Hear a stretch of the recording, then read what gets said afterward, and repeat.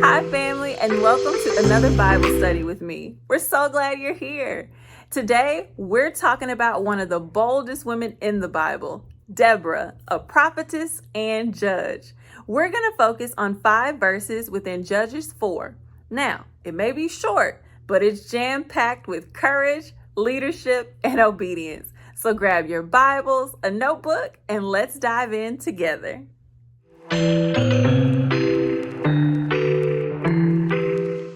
Now, let's look at Judges 4, verses 4 through 9. Now Deborah, a prophet, the wife of Lapidoth, was leading Israel at that time. She held court under the palm of Deborah between Ramah and Bethel, in the hill country of Ephraim.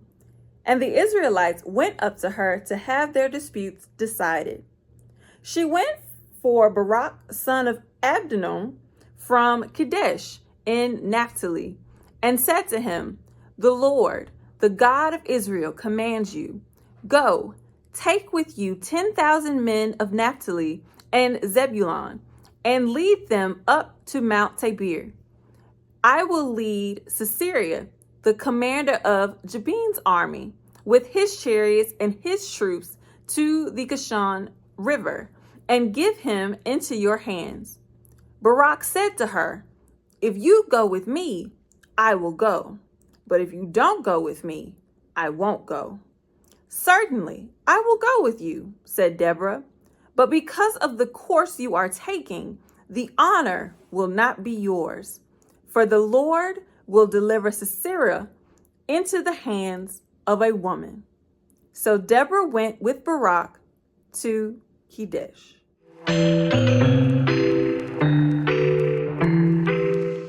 Let's get some context here. This is a chaotic time in Israel's history, okay? They are being oppressed by the Canaanites, which are led by Sisera, who is a powerful military commander and leader. But enter in Deborah, a prophetess, a judge, a national leader. She's the only female judge mentioned in the Bible.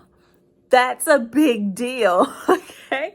She hears from God, she settles disputes, she leads with authority and wisdom, all in a time when women were rarely seen in leadership. And when it's time for battle, she does not hesitate to speak truth to power.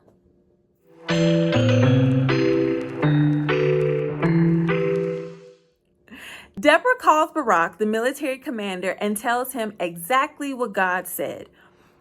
"Go take 10,000 men. I will lead Sisera into your hands." But Barak hesitates, right? He says, "I'll go if you come with me." Right? And so many scholars debate whether or not this was fear or respect. Maybe it was a little bit of both. But Deborah's response is everything. "Certainly, I will go with you." She doesn't shame him. She doesn't belittle him. She doesn't pull back. Instead, she steps up and she walks with him into battle.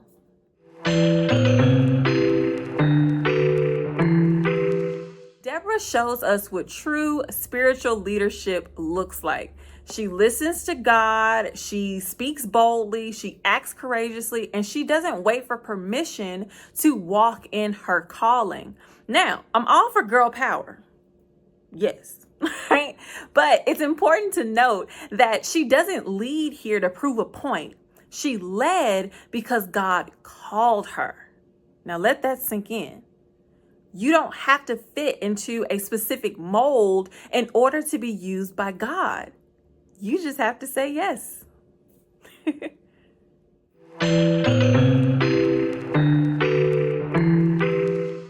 All right, let's reflect. Have you ever felt called to something but doubted whether or not you were qualified? Is there a situation where God is asking you to speak up, step out, and lead, but you're hesitating? Are you more like Deborah, ready to go, ready for action?